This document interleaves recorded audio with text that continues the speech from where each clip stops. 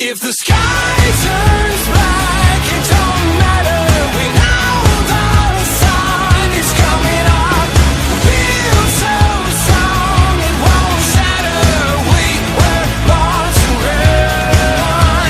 Sky turn black, it won't matter. Feel so strong, won't shatter. We were born to run. We were born to run. Sky turn black, won't matter. Feel so strong, won't shatter. We were born to run. We were born to run. We're here to do the Week 5 recap of all the games with me and my man, Jet Central. Here you go.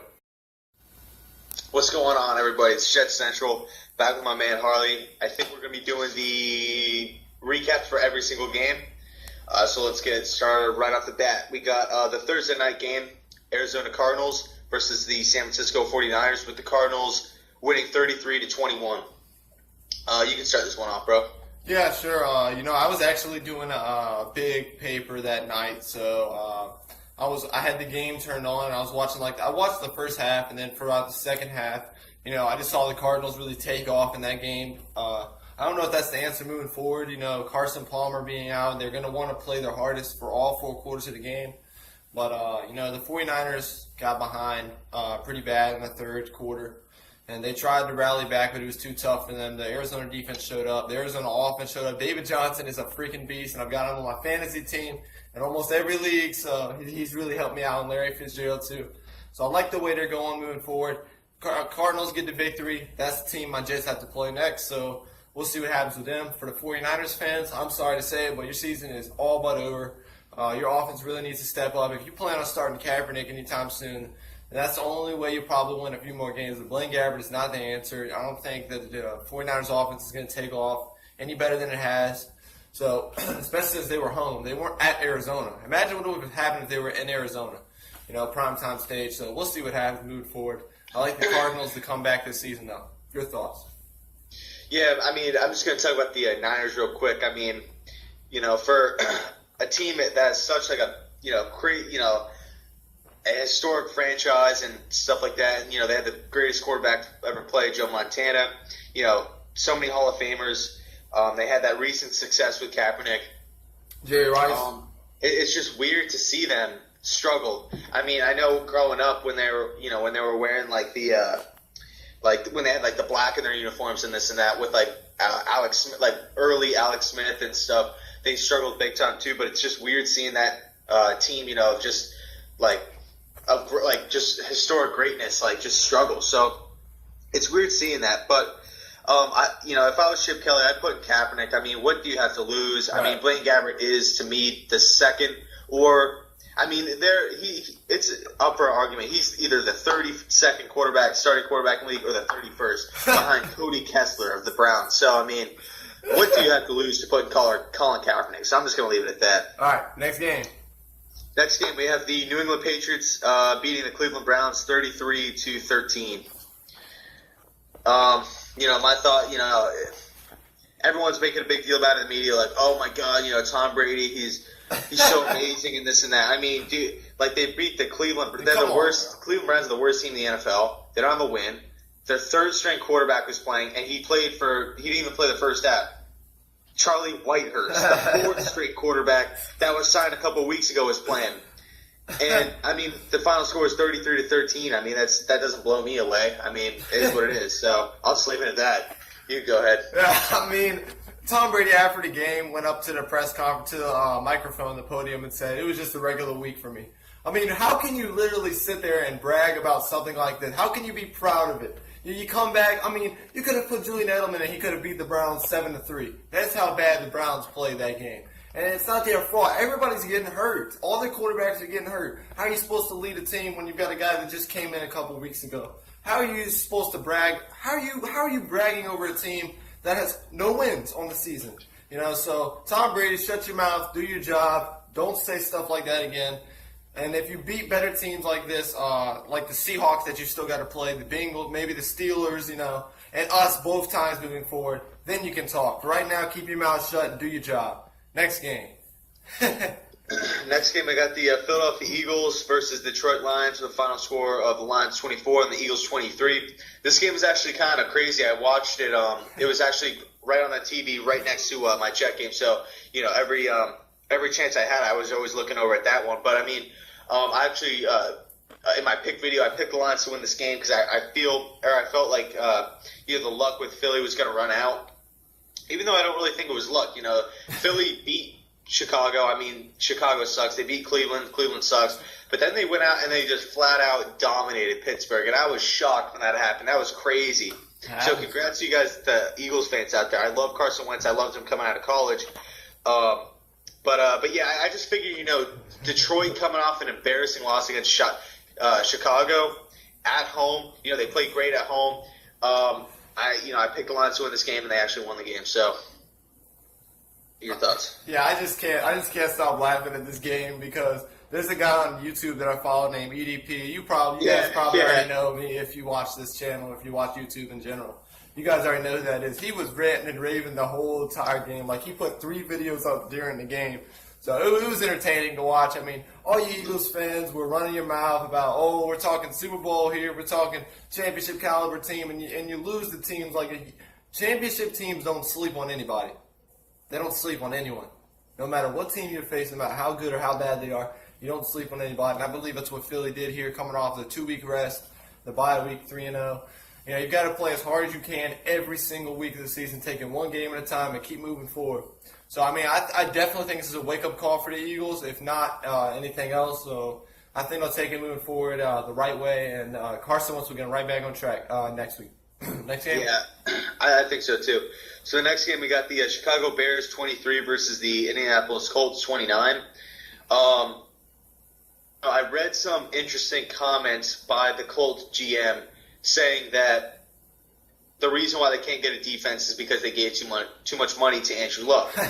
That's just, what has this GM done? I mean, Philip Dorsett, bust. I mean, I did like the Ryan Kelly pick, but I mean, you could go down the list on how many first-round draft picks they wasted. They can't get any wide receivers. They got lucky on T.Y. Hilton because he was undrafted. But I mean, really, if you think about the Colts, who do they have? Andrew Luck, T.Y. Hilton, DeQuil Jackson, that's it. Vontae Davis, that's it. That's all the good players that I believe the Colts have. That's why I think they struggle. They need a new GM in there to pick talent, to sign players. It doesn't seem like anybody ever wants to sign there. But going back to this game, Brian Hoyer started for Chicago Bears. Actually, a little bit of controversy, whether it be Cutler or Hoyer starting. But yeah, I mean, the Colts are at home, and Andrew Luck just flat out dominated. Like I was saying in the Jets game, like Fitzpatrick looked good on the numbers wise, but eye test he looked bad. Andrew Luck, the numbers didn't stand out, but the eye test, it was just amazing. The show he put on, just every pass right on the money, and dealing with the constant pressure. I mean, Andrew Luck is a beast. I love Luck, so I'll pass that over to you. I mean, it was definitely a must-win game for the Colts. They were slowly falling out of contention for the division, which, it's obviously the worst division in football anyway, no matter what happens record-wise. Not talent-wise, record-wise. So I definitely think I still got faith in Andrew Luck moving forward. I believe he's one of those guys that can rally any cast of teammates that he's got around him. So, I mean, I really hope wish the best for the Colts moving forward, obviously, except when they play us, because I want us to play our heart out that game. So we'll see. I mean, the Bears are a train wreck of a franchise, if anything. Everybody's getting banged up on both sides of the football. Jay Cutler out, you got your backup quarterback starting, Brian Hoyer. So we'll see if the Bears can win maybe 4 or 5 games this year, I think, at the most. So it was definitely a show of who really wants to win more between those two.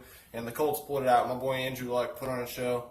So moving forward, the Colts should take this as some sort of momentum, and we'll see what happens. Real quick, I just want to mention this about the Bears. It's going to be interesting to see what they do. If they have a top 5 pick, what position do they go after? Do they trade down? I think if the Bears finish in the top 3, they'd be a perfect candidate for someone like the New York Jets to trade up with so they can stockpile picks. The Bears have a lot of holes on that team with the offensive line. With wide receiver, Alshon Jeffrey's a free agent. They don't even know what's going to be, if Brian Hoyer is battling your franchise quarterback for the spot, are you really sold on either of them? So they can take a QB there too. So it's going to be really interesting to see what they do come draft time. So the next game is the Tennessee Titans 30 versus the Miami Dolphins 17. I Oh actually my bet God. on this game, and the Titans won. And the Titans were the underdogs by 3.5 points, I think. Yeah, I picked the Titans to win, and they just flat out embarrassed Miami. It's pretty safe to say that Miami is garbage. I mean, there's no other way to say it. They struggled against Cleveland. They got embarrassed against New England. They lost against the Tennessee Titans.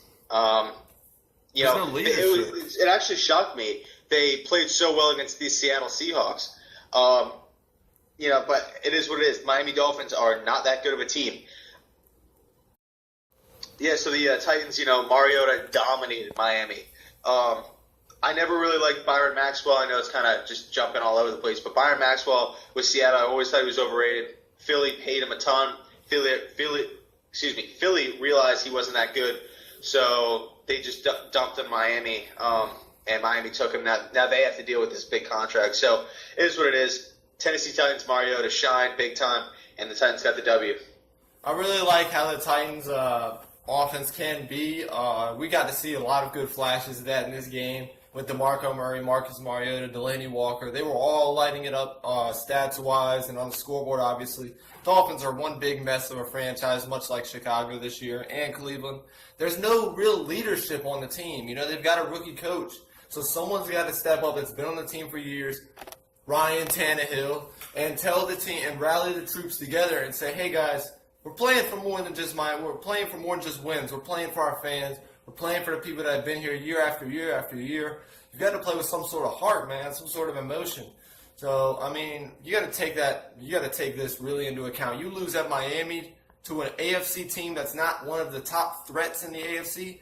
Give all the respect to the Titans. They're an up-and-coming franchise, but they're not one of the top threats. When you get embarrassed like this, it wasn't even close in this game. When you get embarrassed like this at your home, it really says something. So, Dolphins, you've really got a lot to worry about. Next. All right, so the next game we got the Washington Redskins 16 versus Baltimore Ravens 10. Redskins, obviously, they won the game. I love Kirk Cousins. He's one of my favorite quarterbacks in the league. He's one of my top 5 favorite quarterbacks in the league. He's a free agent next season. And I got to be honest with you guys, I didn't really pay too much attention to this game just because this is the only game that actually wasn't being shown at the place I was watching. I don't want to, I'm just going to skip over this because I'm not the type of guy to,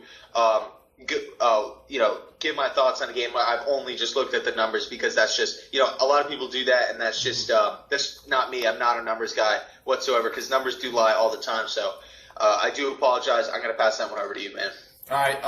I really like what the Redskins have done over the last few weeks in general. They started out 0-2. Everybody was throwing questions at them, saying, the season's over. Season's a wash.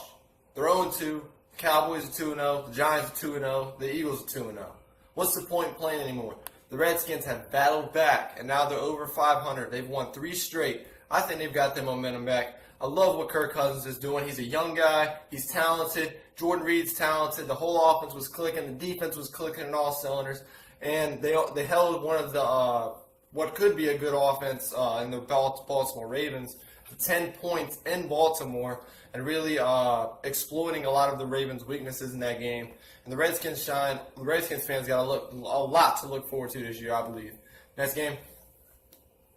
Yeah, so the next game, it was the Houston Texans 13 to the Minnesota Vikings 31. Minnesota Vikings, to me, right now, I'm not just saying this because of their record, they're the best team in football. Why I say that? Because they keep dealing with injuries, yet they keep winning games. And they're not just barely squeaking by like some of the teams that are playing in today's game. Yeah, so, the Vikings just flat out dominated, every single team they played, and the Texans were just one of those teams. Offense, defense, special teams, Minnesota Vikings destroyed them. Over to you. Yeah, the Texans, man, they've fallen apart, man. Like, what happened to this team that everybody was expecting to be, rallying in the AFC, probably winning their division? They've got talent on both sides of the ball. Let me tell you something. J.J. Watt's out for the season. That has been the heart and soul of the Texans defense. And without their defense, they can't hang in games. They've got young guys. They've got DeAndre Hopkins on offense. They've got talent, but they can't put them together. the coaching's been bad as of late, and Brock Osweiler is not leading them the way everybody assumed it to be. And the Vikings are one of the mainstay teams in football. I do believe they're going to win their division this year. They've shown dominance over every team in their division, I believe, so far. So we'll see what happens with them moving forward. They're 5-0. Next game. Next game, we got the Jets 13 to the Steelers 31. We actually already made a recap video. Past that. So yeah, if you guys actually just want to go check out that video, that'd be awesome. So the next game is Cincinnati Bengals 14 to the Dallas Cowboys 28. I actually picked the Bengals in this game, and the Cowboys, they did their thing out there. Dak Prescott did his thing against the Cincinnati Bengal defense. The Bengals looked flat. So that's all I really have to say about that game. Yeah. I mean, what has happened to the Bengals, man? I mean, if it's not injuries, their whole team is not injured. They've still got A.J. Green, Andy Dalton. They've still got Pac-Man Jones. Vontaze Burfict is back. What is happening to this team, man? They're sitting here at 2-3. They started out, I think they started out with a win, and they went 2-1 or something like that. But what has happened to this team, man? I don't understand. Coach. There's no reason, man. So, and then Dallas is flourishing on all sides of the ball, all phases of the ball so far. I'm really impressed with them. I haven't said it yet, but I'm saying it this week. I'm really impressed with the way the rookies are handling the starting jobs. I wish we could see that in the Jets. I wish these rookies could step up and hold down their jobs, but you know how that is. So we'll go on with the next game. Next game, San Diego Chargers 31 to the Oakland Raiders 34. Woo. The San Diego Chargers were in prime position to win this game. Or not to win this game, but to tie this game. But, at the end of the day, they missed a field goal, and I feel bad for Phillip Rivers. He's a warrior. He's a great quarterback. He needs to be traded to a team like the New York Jets, who has talent around him. I mean, Phillip Rivers. I mean, San Diego Chargers, what are you guys doing? I mean, you're probably not going to the playoffs this season. You're not really rebuilding because you have a lot of veteran players. So, I mean, they're right in that gray area, which is really hard to describe. If I was in charge, I think it's best to just, blow everything up and just start over, trade Phillip Rivers, get some more picks, get rid of, some of the older players on the squad to get more picks and, try to find a new head coach in the offseason. That's what my plan would be for the San Diego Chargers. And then on the Oakland Raiders side of the football, Derek Carr performed great, so I'll pass it back over to you. Yeah, it was a battle for the California in this game, a battle in the AFC West, a divisional game. It was important to win, and the Raiders pulled it off, and the Raiders are at the top of their division, and rightly so. They've got talent on all sides of the ball. Amari Cooper is lighting it up. Michael Crabtree really impressed me. The Chargers are going to keep fighting, though, I believe. They will get a few wins this year, but I don't think it'll be enough to crawl into the wild card position of the AFC game, so we'll see what happens moving forward. Well, a good game by the Raiders, and next game. Next game, we got the Atlanta Falcons 23 to the Denver Broncos 16. I actually picked the Falcons to win in my upset pick of the week. They pulled through. They did their thing at their Atlanta Falcons. I mean, they did go 4-0 to start off the season last year, but this season, I just feel like there's a different vibe around the team. I like where Atlanta's headed. Yeah, I was really excited to see this game because I was so sick of all the Broncos fans saying, "Oh, we haven't lost a game in like months and months and months ever since the regular season last year."